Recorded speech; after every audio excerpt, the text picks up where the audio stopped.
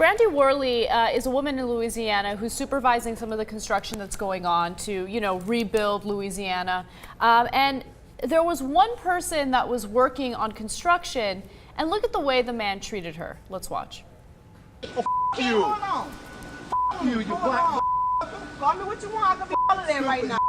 Brandy Worley hit the record button on her cell phone when investigators say 49-year-old Josh Jambone went on a profanity-laced tirade. Jambone was upset with the way Hurricane Isaac debris pickup was going. As if the racial slurs weren't enough, what happened next still haunts Worley.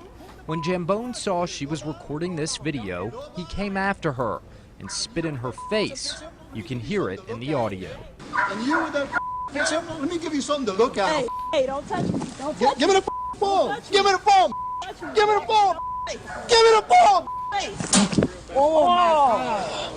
Oh. You want to do something about it? Oh. I don't think so. There's not a man over here who can do nothing about it, huh? Oh, my God. It was bleeped out there, but he called her the N-word multiple times. What was he upset? He was mad at her? He was mad at the way the Hurricane Isaac cleanup was going. I don't know exactly what happened in the altercation, but regardless of that, I'm sure that nothing would provoke that kind of reaction or would justify that kind of reaction. It's a weird thing to say, but I don't know what's worse, the N-word or the getting spit on the face. Both of them are just despicable. So obviously N-word outrageous, yada yada, right? But somebody just, he hawked a Louis there. Yeah. Or loogie or whatever. Mm-hmm. And if somebody did that to me, man, she's not in a position to fight back, obviously. But you can't help but throw down, And so, and it's so demeaning and it's so denigrating to do that to a woman who can't fight back. It just turns my stomach, man. So do we know what happened to this guy? Well, yes, he did get arrested for assault. In this next video, the victim talks about how she was humiliated after the incident. Let's watch. He did whatever, the cruelest thing that he could think of to demean me, break me, anything to make me feel less than human. Worley's mother fought back tears today just thinking about the hate her daughter encountered. It was humiliating. It was a humiliating scene. It was very hurtful. See, think about there are pockets in this country where those words are used without really thinking twice, because that guy must say it all the time. It's not like, hey, you know what, this is the first time that he got so angry and decided that he's going to take it out on a woman, etc. He's using it like, hey, what's the big deal? He's using it like he just came back from a Value Voter Summit. All right, JR, what's worse?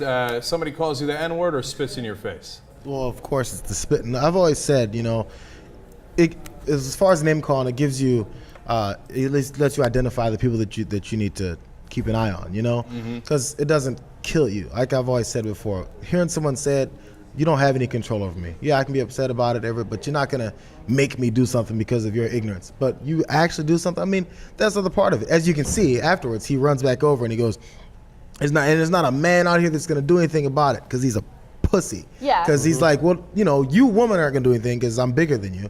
But there's no other man out here gonna do something about it.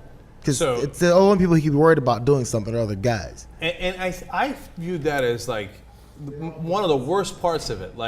So he's like, you're helpless here. I can assault you verbally, I can assault you by spitting on you, and there's no one who's going to help you. What kind of a guy does that? The stories that piss me off the most are people who are stronger or more powerful taking it on people who are less powerful. And that's exactly what he's doing here. I got everybody on my side, I'm going to spit in your face, and there's nothing you could do about it. Well, he actually tried to defend his character. He thinks he's a good guy. Let's hear what he had to say. Oh, this ought to be good. When questioned about the video, Jambone defended his character. I'm a really good guy. I'm a good businessman. Did you use the N-word and did you use those racial slurs? I'd really like to talk to you in front of my attorney with this, okay? Who is your attorney?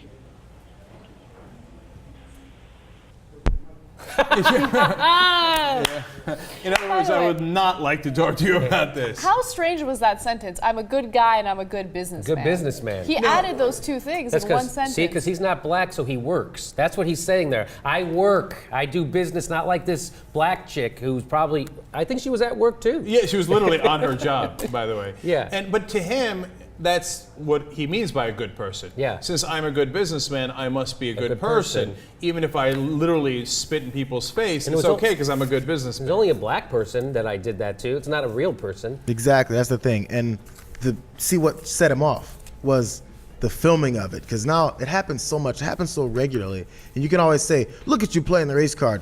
Oh, we don't do that, and you cover up all these things. And at one point in that, also the rest of that news report, she mentioned to the guy, they cut it off short, so I didn't include it. But she said, no one would believe us if it wasn't for the tape. Yes. As soon as he saw that tape, he made a dead bolt at her. Give me the phone. What, my phone? My property? Who are you? You know, Right. it's this over, like, I'm above you mentality that he thinks he can do these things. And the reason he mentioned he's a good businessman is because he's worried about his business going down because he's an asshole racist that now is exposed. Yes. Yeah, and Yeah. it turns out that's not good for business, ironically, right? and you're right, Jr.